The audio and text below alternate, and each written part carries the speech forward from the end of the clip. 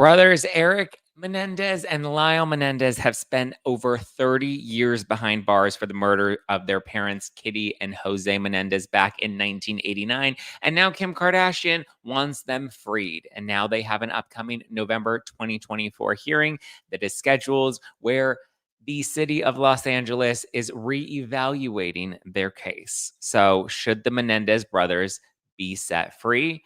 Let's discuss it. We're going to dive into the Ryan Murphy series, Monsters, the new Netflix documentary, the Kim Kardashian of it all, and what lies ahead for Lyle and Erik. Let's get it. You're listening to No Filter with Zach Peter, your go-to source for all the latest pop culture and reality TV tea, served fresh all week long. Now, let's dive in. What's going on, everybody? Welcome on in, welcome on in, welcome on in. I know we've done a number of different like celebrity legal scandals that we've covered in the past, mostly like reality stars, housewives, like the Chrisleys, the Girardis, Jen Shaw, but we haven't done a lot of true crime. I know I've always said like true crime is just not like it, especially when it comes to like murder, true crime, like it just kind of like ugh, it gives me the ick. But dun dun dun. I have become hooked with this latest Menendez brothers case, which obviously happened. The murder of Kitty and Jose Menendez happened back in August 1989, but they weren't actually sentenced until I believe it was later in the 96.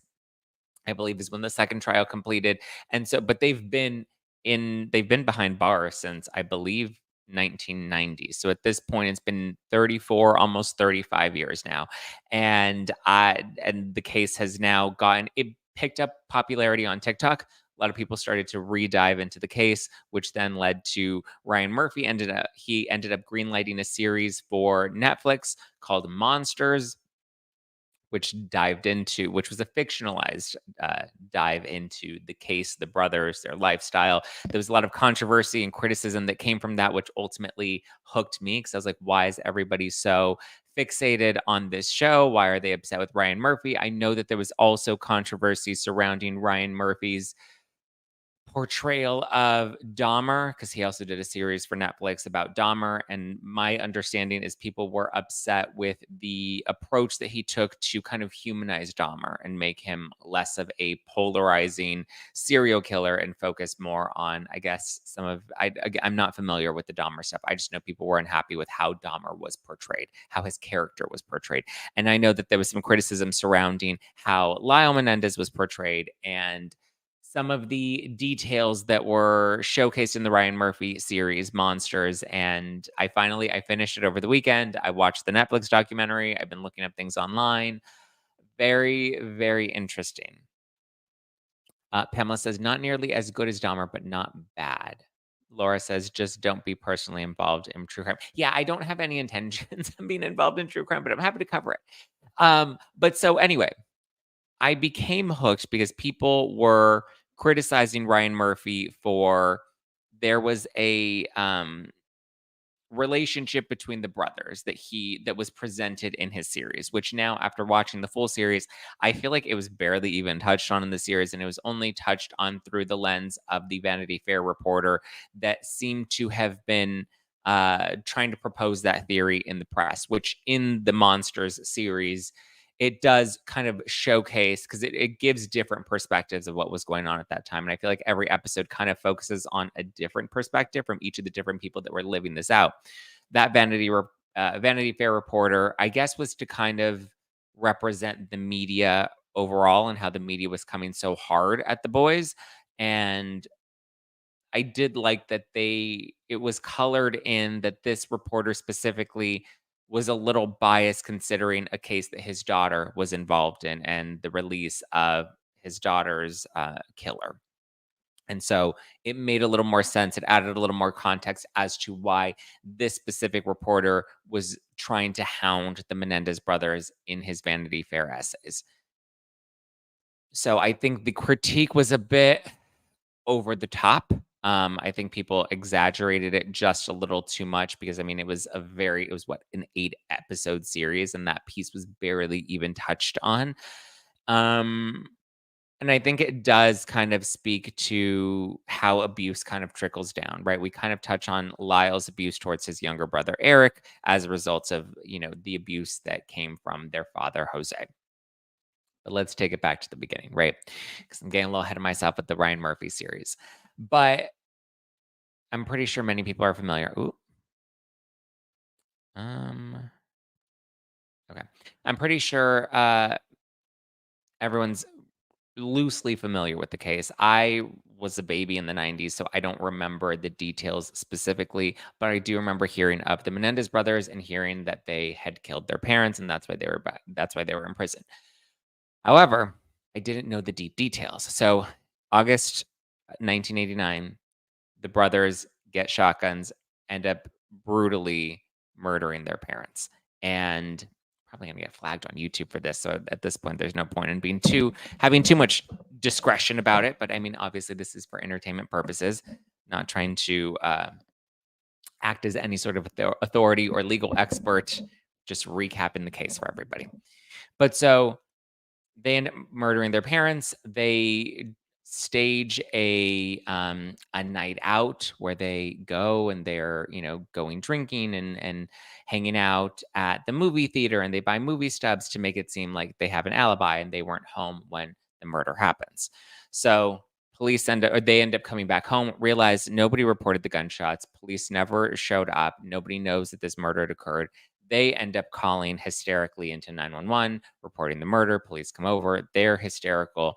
It's been described as overacting, um, which I don't even know if that's a fair thing to say that they were overacting because everybody's going to have a different trauma response. Everyone's going to have a different reaction, fight or flight. Some people shut down and they're in initial shock. Some people are hysterical. It appears both of these boys were very hysterical at the time that the police arrived. Now, there were a number of things that the police should have done but did not do, such as testing them for gunpowder, examining.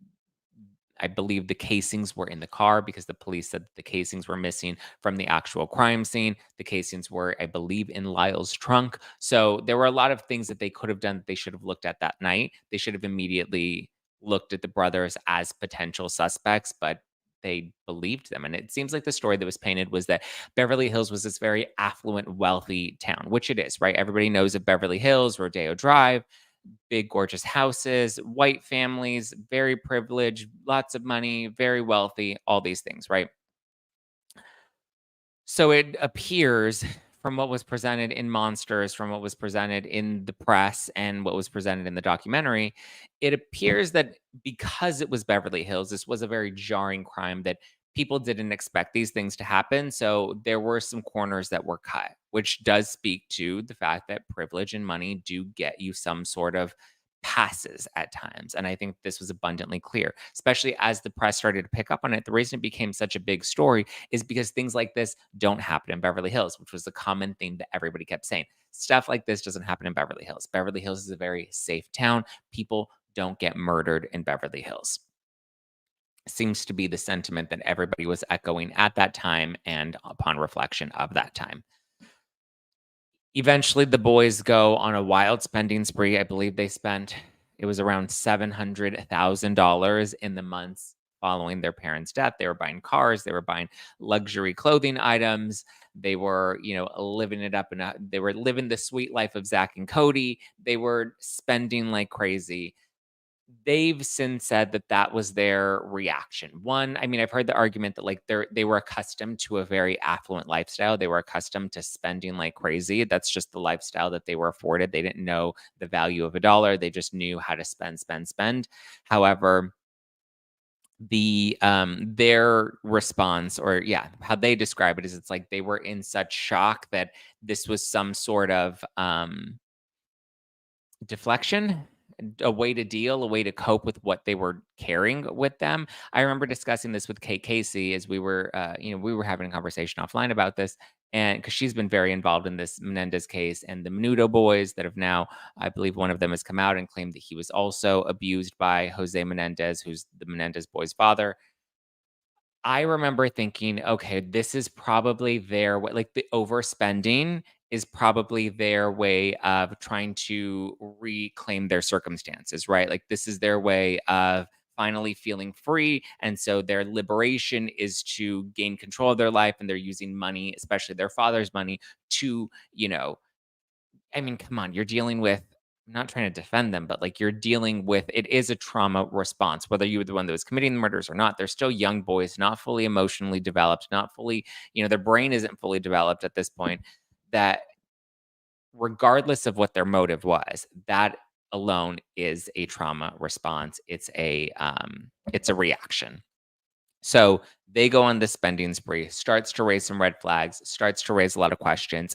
In the Ryan Murphy series, they portray it as the boys are going crazy. They're on these benders. They're spending all this money. Lyle was very reckless, and Lyle had this really big, grandiose personality. How much of that is true? I don't know. We don't really see a reality show or a docu-series that was following their lives at that point, so I don't know how heightened Lyle's behavior was. The series does portray him as very extra and over the top. I feel like that does make sense considering Lyle, from what I understand, really idolized his father in a way. And obviously, you can idolize your abuser, Stockholm syndrome and wanting to win over your father's approval despite the abuse that they were claiming. I feel like all of those things can be true, right? And the way that the father kind of portrayed himself, Jose Menendez, was as this Greek god. And so he seemingly thought he was invincible and wanted to build his boys to that same level of invincibility. And it seems there was abuse that Jose faced himself that led to him becoming this monster. I think if anything, we can all collectively agree that Jose Menendez was the monster in all of this. And even the prosecution in the Netflix documentary agrees that Jose Menendez was the real awful person here. He didn't commit the crime of murdering anybody, but he was a terrible human being. There was nothing nice that anybody was able to say about him. I think, with the exception for his secretary, was all that the prosecution was able to find in favor of Jose Menendez. So, and I believe the exact words were, mankind is better off without Jose Menendez in this world, which is a very powerful statement, especially coming from the prosecution that was trying to get Lyle and Erik locked up in the first trial. So they go on a spending spree, start to raise red flags. Eventually, cops start to look into things. They start to look into the boys. Um, Erik ends up going to his psychiatrist, Dr. Oziel. And my understanding is Dr. Oziel was hired by Jose Menendez, and Jose Menendez allowed Erik to see Dr. Oziel on the condition that Dr. Oziel would turn over his notes to Jose. So as long as Jose was aware of what his son was saying while he was in therapy, Jose was okay with it and was willing to pay for it and approved of this. And Dr. Oziel, which already speaks to his ethics, was turning over his notes for Jose Menendez to have access to and to read. Erik seemed like more of the fragile one, while Lyle, I think, was trying to deal by, allowing his ego to get the best of him. Erik definitely seemed like he was, rattled, and he was the one that was going to be the one to break first. And the way they described them is Lyle definitely behaved more like the father, and Erik behaved more like the mom. The mom was a bit more frantic. She was a bit more fragile. She, in a way, was a victim herself. So it's also Ryan Murphy's version. Yeah. Yeah, and listen, Ryan Murphy is known for pushing the boundaries and, taking contrarian viewpoints on things and being controversial. That's very true to Ryan Murphy's brand. So I'm not surprised at how he decided to portray the boys this way. That said, they go to Dr. Oziel. Dr. Oziel ends up picking up on the fact that they committed this murder, starts recording the tapes, and seemingly is using this as blackmail against the boys. We kind of see that presented in the Monster series. It seems like he had more nefarious intentions in trying to blackmail the boys, whereas the boys said that that's kind of what That was their interpretation, was that he was recording with the intention of blackmailing them. I feel like that case is kind of more of a theory, and it gets more presented in the Ryan Murphy version than it was in, at least in the Netflix documentary or in the general coverage, right? Which Ryan Murphy does take some liberties, and he takes some theories and kind of presents them in a more fictionalized way to tell his story and to get his story across. So they trust him. He's recording them. He has all of these tapes. He tells his mistress that he has these tapes of these boys. Eventually, the mistress turns him in and is like, listen, Dr. Azio has these tapes and the boys, yada, yada, yada. That's how cops are able to get tipped off about this and go looking for the tapes, try to obtain them. I believe Lyle was arrested and then Erik was arrested. They were both brought into custody. And from there, we begin the trial and we begin the full investigation as to what actually happened. And it was in those tapes where you do hear that, like, they did it. So at this point, we know they've essentially confessed. They have tapes of their confession. I don't believe that the tapes were introduced until the very end of the trial because they needed to get the evidence approved. But at this point, they know what's going on. They know what's happening. Um, Leslie Abramson is the one that represented Erik.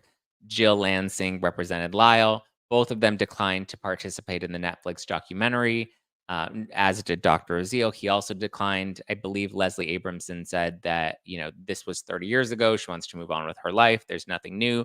No TikTok and no documentary is going to change these boys' fate. The only thing that can change it at this point is the legal system. We now see that that is happening because of the interest in this case, because of the new the victim from the Menudo boys has now come forth. We have a letter that was sent, that I believe was in possession of one of the cousins that has now been presented. So the city of Los Angeles is now reviewing this case. I'll give you my thoughts at the end on whether or not I think they should be freed or not freed, because there are allegations. And in the first trial, because there were two trials, the first trial ended in a mistrial. And I believe they were being charged separately, whereas in the second trial, they were charged together, or they were in the trial together. They were in both trials physically, technically together, but they weren't being charged separately in the second trial. But so first trial, they each have their own representative presenting her case in court, and really focuses on the sexual abuse that the father was committing against both boys. Started with Lyle, eventually moved on to Erik, continued with Erik. And it wasn't just sexual abuse, it was mental abuse, it was physical abuse. He was trying to build them into strong men. So it wasn't just the molestation, it was, he was hurting them, harming them, torturing them to make them strong. He wanted to make them invincible. There was one witness, a family member that remembers, he would make them hold on to a bar as young as 2 years old. He would make them hold on to like a handlebar and hold on to it until they would stop crying. And obviously, Erik seemed to be a bit more of the sensitive one, but like when you're putting a 2-year-old child through this traumatic experience where you're yelling at them and telling them not to cry, but you're putting them in an experience that does invoke pain, he wanted to build them to be strong men, like these Greek gods. There's something about like the Greek theology that he was very fixated on, Jose Menendez. And so he was also a music rep, which is how he's connected to the Menudo boys. And there have been allegations and rumors for years now about how they were essentially being pimped out to Jose Menendez, or at least that's the allegation that's being made against Jose Menendez. He's not here to defend himself. He's been deceased since '89, but these are the allegations against him. So he was a very manipulative, as many people describe him, manipulative and I don't tactless. Like, I don't even know how to really describe him aside from being a monster. But so the first trial goes on. They focus heavily on the abuse, right? Lyle takes the stand. Erik takes the stand. They have multiple family members and friends that are taking the stand to describe how Jose Menendez behaved with his boys, how he behaved at work, what his family dynamic was, what people witnessed, what they experienced around him, and it was gut wrenching. I think Lyle's testimony was just, you can see it's interesting watching the Ryan Murphy series because, again, the portrayal of Lyle is that he's a lot more manipulative, similar to his father. His father was very manipulative. and would do anything to win over public perception.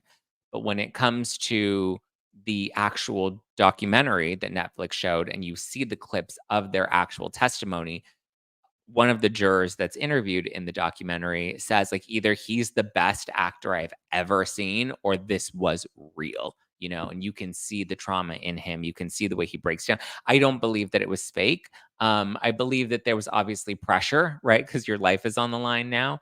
But I don't believe that it was a fake testimony. I think that that was real. I think the emotion is real. I think you can see it in Erik, who's not as good of a liar. He's not as good of a performer as Lyle is. And so when you see the camera pan to Erik and Erik's breaking down as he's listening to Lyle's testimony, you can just see the raw emotion in both of them and the way they're just crumbling. You can tell there's a reluctance, there's resistance. They don't want to talk about this. They don't want to get into it. They just want to move on from it. They think that, killing their parents was the solution. Ultimately, their argument is that they were in fear for their own lives, that they believed that their parents were going to do something to them if they didn't first take care of their parents. And it seemed like most of this was directed at Jose Menendez, not so much Kitty Menendez, their mom. But it seems like Kitty Menendez was more of collateral damage in all of this. I don't think they believed that she was really going to do anything to them. The Ryan Murphy series kind of makes her seem a little more complicit in things. Like, yes, she was clearly aware of the abuse. Yes, she knew what was going on. She would often defend their father by saying, well, when you're bad, your father has to discipline you. And don't forget, he does love you. And so there was a lot of defending of him and not a lot of defense of the boys. So she was allowing and enabling this to happen. But when it comes to, and it's very clear why they decided to, take out their dad, but why they took out their mom, they basically said that, like, there were 3 reasons. What were the 3 reasons um, that they listed out? 1, she would have been a witness, and so obviously they couldn't have her witness that they had done this because then she could have put them away. 2, they said that they didn't think that she would have been able to live with the loss and live with the fact that her sons murdered her husband. And 3, they said her life was already pretty miserable to begin with. He had already made her life a living hell, that why put her through any further traumatic experiences. Um, Whereas I mean, it's kind of unfortunate that the mom ends up just being collateral damage in all of this, which I understand the prosecution's theory of they did this for the money. And so had Jose Menendez passed away, the money would have all gone to Kitty Menendez, their mother, before it would have gone to them. So that's why the prosecution said, well, that's why they had to take out both of them, because if they didn't take out Kitty, they wouldn't have had access to the estate. So they end up murdering both of them, explaining why. Mom, in my opinion, just seemed like collateral damage. She didn't seem too complicit, but she also didn't really protect them. And Erik seemed closer to his mother, and in some of his own, in their new interviews that they gave to Netflix, it seems like Erik was very distraught at the loss of his mother. He, missed her. He wanted her. He regretted, obviously Lyle is the one that I believe made both of the actual kill shots, but they were both firing off and both ended up shooting their parents. But I believe Lyle and his gun is the one that took out both Kitty and Jose. So in the throughout the trial, they're presenting their case.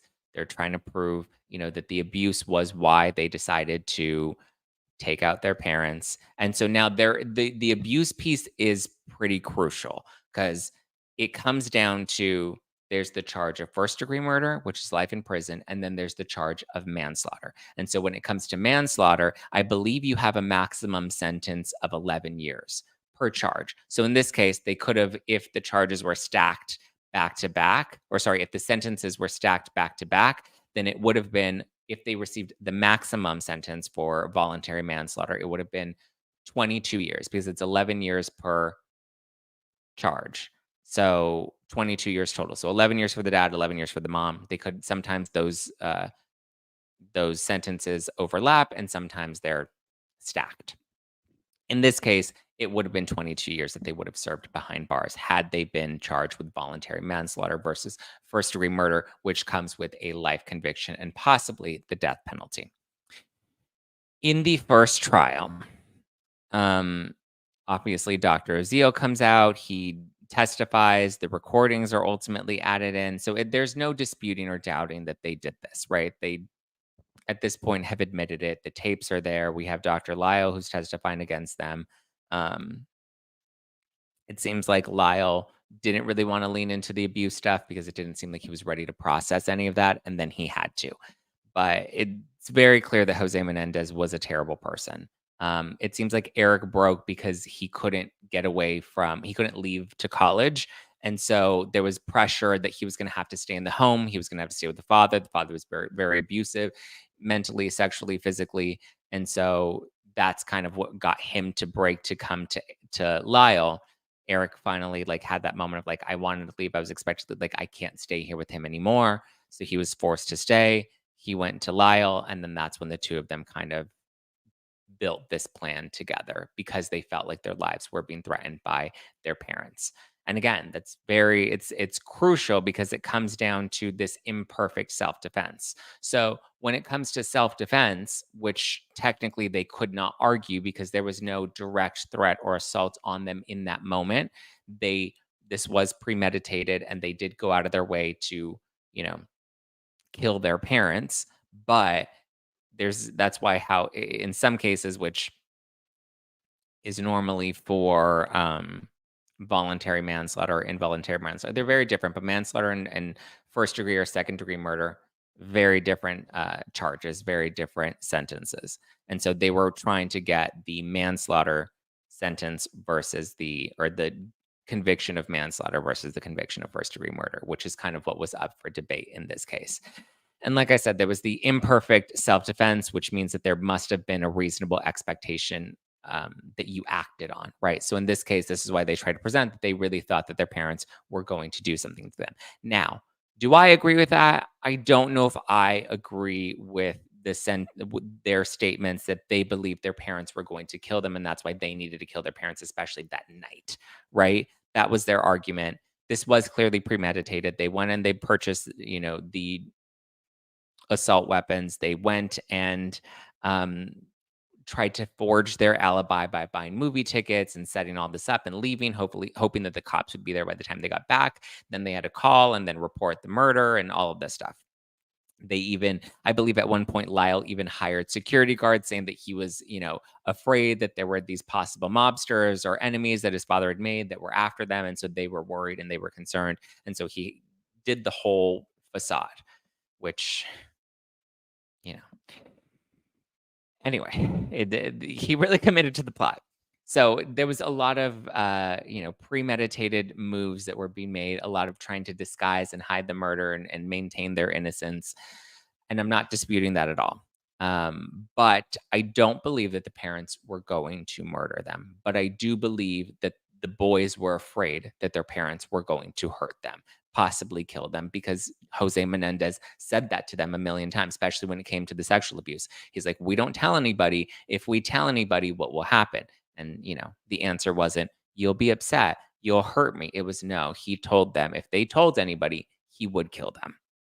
And so he needed to make it very clear. So he threatened them. I think it was more of an intimidation from Jose Menendez. I don't think he actually had full intention of murdering his two sons, but I do believe that the boys believed that. And I believe that they believed that their mother would take the father's side and in some way help him cover it up if that were to happen. So I believe that they believed the threat. Do I think that the threat was real? Not necessarily. I think it was more of their own trauma. It was their own paranoia that this was going to happen, and that's why they felt the need, which is what made it challenging. This is what made it so imperfect. Is it made it challenging because it's like, well, then was the threat real or was it not real? Just because he said it, does that mean that Jose was actually going to act on it? So does that make the threat real because the words still came out of his mouth? So that's where it got dicey. Anyway, full case is presented. Jury goes into deliberation, can't reach a verdict, ultimately ends up um, it being a mistrial. And so nothing comes of it. The boys are kind of like, okay, well, does this mean that we're free? Does this mean like, are they going to go into a second trial? And so at this time, there was a lot of pressure from the city to have a conviction. There was another case. What was the other case that was going on? There was the OJ case, but the OJ case came before the second trial. But there was another one. Why am I not? There was another case that the DA lost, and so there was a lot of pressure that the DA wasn't able to prosecute these very easy cases, and obviously after the mistrial, they decide they're going to go into a second trial. The boys are going to be charged together. And then while they're going into the second trial, that's when the OJ Simpson trial happens. And so it seems like there was a lot of pressure to get a conviction and to make sure that there was a conviction that really sticks and holds criminals accountable. Because OJ Simpson, everyone believed he got off. He did it. He, was exonerated. He was not convicted. He did not serve any prison time. If the glove doesn't fit, you must acquit.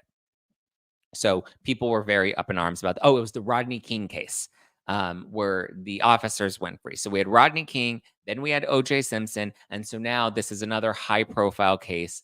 The world is watching. It's no longer just a local case. Like everybody's watching, everybody's invested. At this point, there was also this other woman, Norma Novelli, who was communicating with Lyle in prison, and she was recording their conversations and she was writing a book.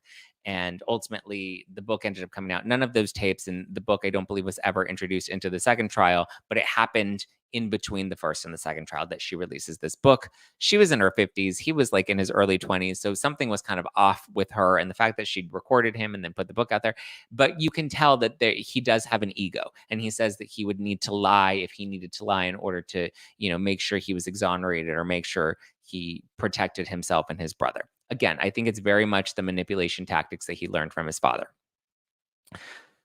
So then we get into the second trial. And in the second trial, right away, the judge makes it very clear that they're going to limit the abuse allegations. And again, when I tell you these abuse allegations were, I mean, this is like, what is it, corporal punishment? Like these things, like he had thumbtacks that he was using to like hurt them with.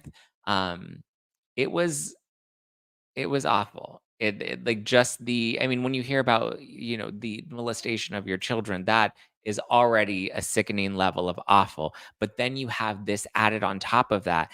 And it just, the physical abuse and the way that he would try to torment them, it was not, it was terrible.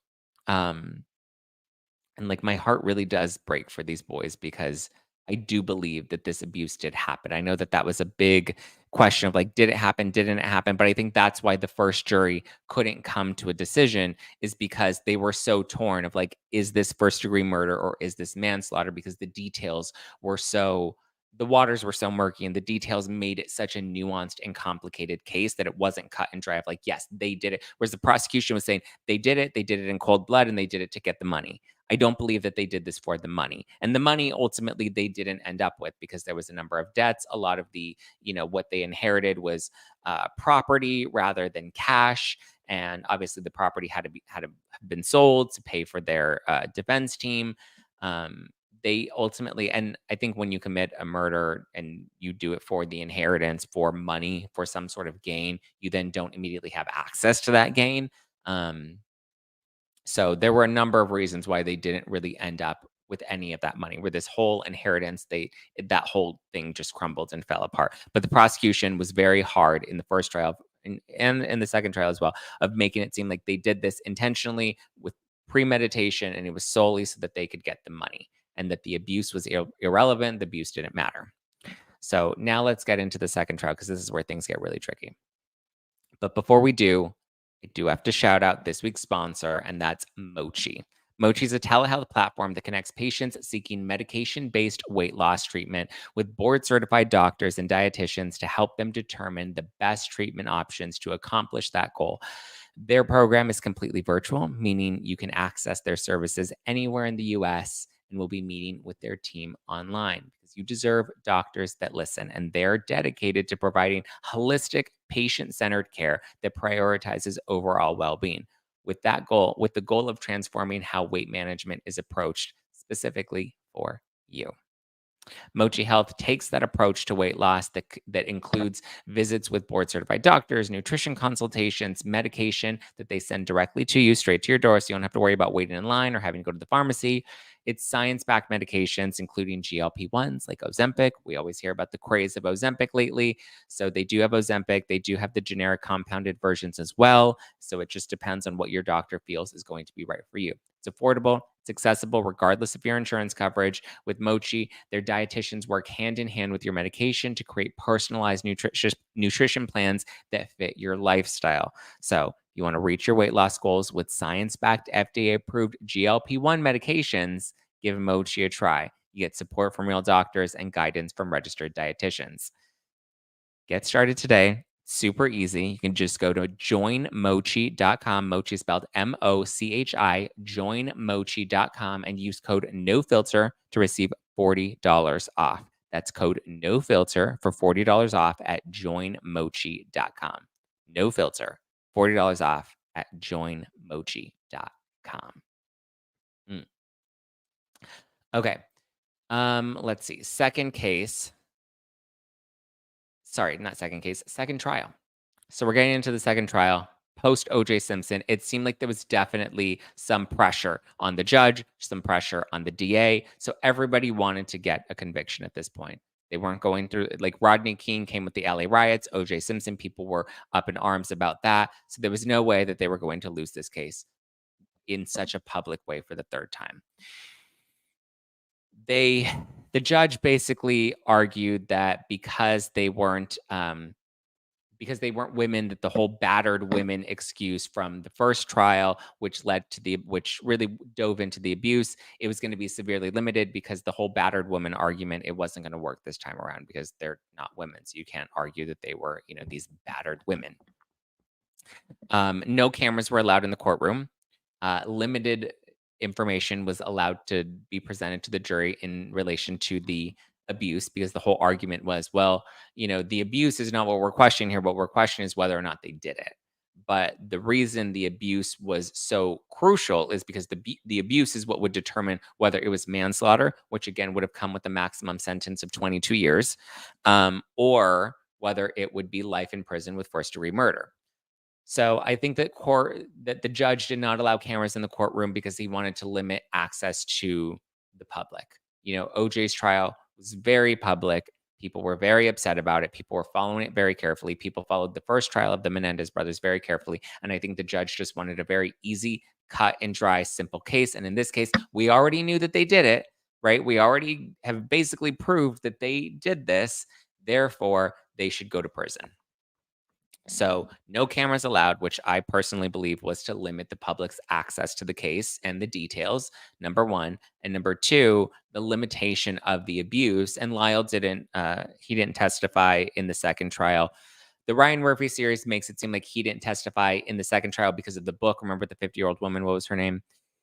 Norma Novelli. She was recording Lyle, and there were some things on those tapes that were unsavory and that could have really hurt Lyle and opened him up to a really difficult cross examination.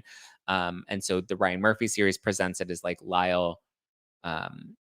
It would have been bad if they put him on the stand in the second trial, whereas in the Netflix documentary, Lyle, or in his interview, he claims that the reason he did it is because he was just so done and shut down at that point. And it seemed like it was a losing game for them going into it. And even their attorney, because they were dropped by Lyle's attorney, but they were still represented by Leslie Abramson. Jill ended up dipping out and she said, I'm done. The Netflix series, or not the Ryan Murphy series makes it seem like they couldn't afford her and she wasn't willing to stay on board. And it was just too difficult of a case for her to try and argue again. So Leslie's the one that took it on for the second time. And it was a really tough case because the whole point was they were trying to show that they did this because of the abuse and because they were in fear for their lives. But again, I think the judge wanted a very easy, cut and dry case. So Lyle didn't testify. He said at this point he had gone into a shell of himself. But it gave their whole defense a lack of foundational evidence. So the family members that had testified, they weren't allowed to testify this time. It was just there was no presentation. There was nothing to present, essentially. So I think it was a setup against them. The DA needed a win.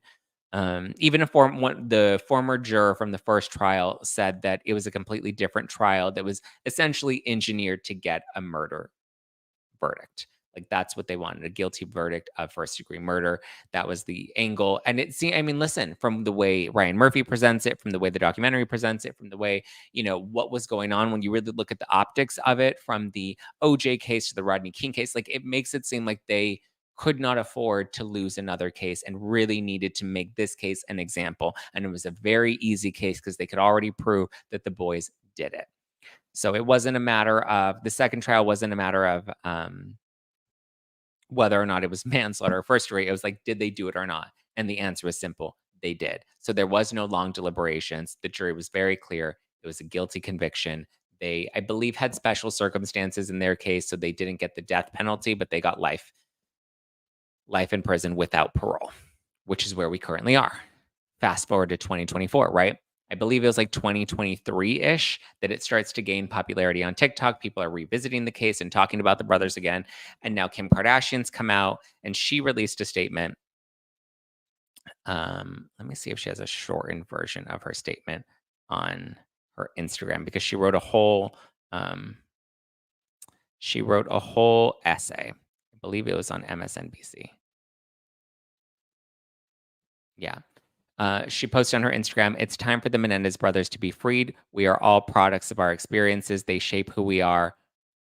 They shape who we were, who we are, and who we will be. Psychologically and physiologically, time changes us, and I doubt anyone would claim to be the same person they were at 18. I know I'm not. You think you know the whole story of Erik and Lyle Menendez. I certainly thought I did. The entirety of my personal essay on the Menendez brothers is now in the link in my bio at NBC News." And this is where she really gets into it, right? And so the argument is that they didn't have a fair trial the second time around because a lot of the evidence was limited. And now the evidence is going to be re examined because of the new accuser from the Menudo boys and from the letter that has now resurfaced from, I believe it was the cousin. So now I believe that they will be released. They have an upcoming hearing on November 28th. I personally do believe that these boys are going to be released. And at this point, I believe that they should. I believe that they should have gone to prison for manslaughter, not for first degree murder. I think that that's the direction that it was going to go in the first trial. But obviously, it was deadlocked. The jury couldn't come to a decision. From what the juror in the Netflix documentary explains, she says the women were the ones that were fighting for manslaughter and the men on the jury were the ones that were fighting for first degree murder. And she says that she believes that this is because the men couldn't process or couldn't comprehend that these boys would be victims. Boys are not supposed to be victims. And so, but the argument is now we're in a post Me Too movement, a post Time's Up movement where we're starting to believe victims, we're starting to hear people out. And I just think with where we've been how far we've come and where we're at culturally now, I do believe the abuse. I don't believe they did it solely for the money. I don't believe that the parents were going to kill them, but I do believe that they felt that threat. I believe that because the father spoke to them in that way, they believed that. I don't think either of them wanted to kill their mother, but I think she was a casualty in this. Maybe that's where the first degree murder is, not the manslaughter, because I don't think they believed. I think they had to commit to saying they thought that she would have killed them as well. And there was a thing where I guess there were in some of the presentations that she, she was so overwhelmed and she was so stressed that she had like made comments like she was just going to poison the family and take them all out. And so the Ryan Murphy series does present it that way, that she actually tried to poison the boys. I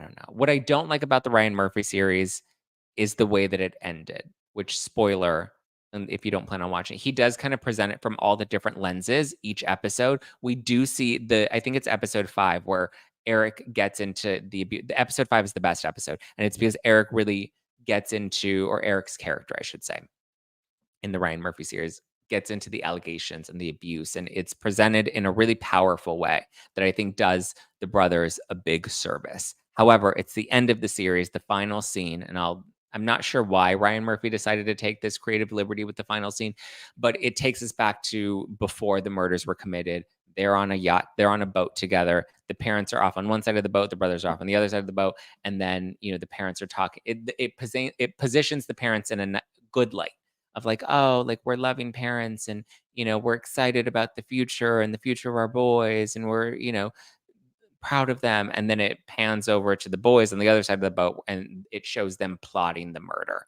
And so I was like, I don't know if I like how that ended. I didn't like, it just didn't sit well with me, because I was like, everything that we've seen presented, everything that I've read doesn't make it seem like they were intentionally trying to do this for the money. But I feel like that's kind of what we were left with in the Monsters series by Ryan Murphy on Netflix. But so now that, there is new evidence that is going to be going to be examined to have their case re-examined, there's a hearing on November 28th. That's what Kim Kardashian is fighting for. It's time to have them released. I think I agree with Kim.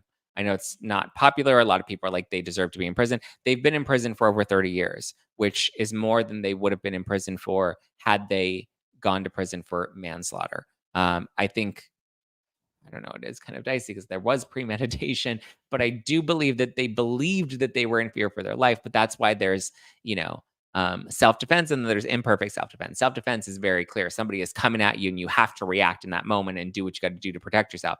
But then there's also the existential threat of like somebody may do something to you, but then that could be your own paranoia. And that's where it gets really difficult, you know? All right, let's see what the live chat is saying. Christina says, I don't believe that the mother was a casualty. She was meant to get murdered for the money. Oh, so Christina thinks that the money was the motive. Interesting. Jen says, oh, I read that wrong. There's a distinction between Prussian. Okay, why are we talking about Russian and German? Kenzie Brady says, Ryan Murphy's show made me feel differently about them, but still conflicted. How did you feel differently coming out of the Ryan Murphy series, Kenzie? If Gypsy Rose can come out and be infamous, so can they.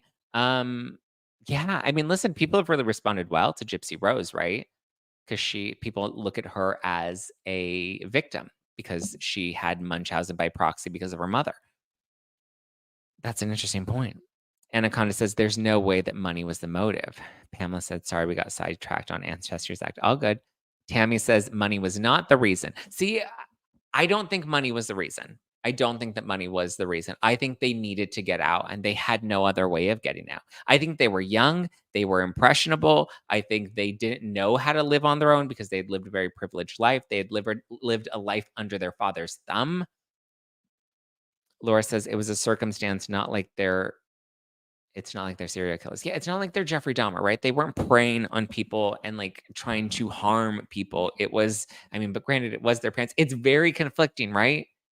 After looking at everything, I think manslaughter, especially when you watch the testimonies of the boys in court, not the Murphy series, but the actual footage of their original testimonies, and you see what their lives have become now. Lyle has a degree. Eric's become a really talented artist, which the Murphy series does kind of present Eric as being uncertain of his sexuality, and they kind of explore that a bit. Which I mean, listen, he likes to act and he likes to do his little arts and crafts, his little paintings. Good for him. But Lyle also has become an advocate for sexual abuse in prison. And I believe there's like a program that he's either participating in or spearheads about, getting men to talk about it in prison and heal through that, which I think is also really powerful. And you wouldn't be such an active advocate in that. If it's life in prison, you're not going to be getting out. So yeah, you should make the best of the situation, but you have no duty to anybody if the abuse allegations were made up and fake, you know? Brittany says, my whole thing against them is they should have started off with admitting the abuse. I think almost everyone would understand why lie in the first place. Make it make sense.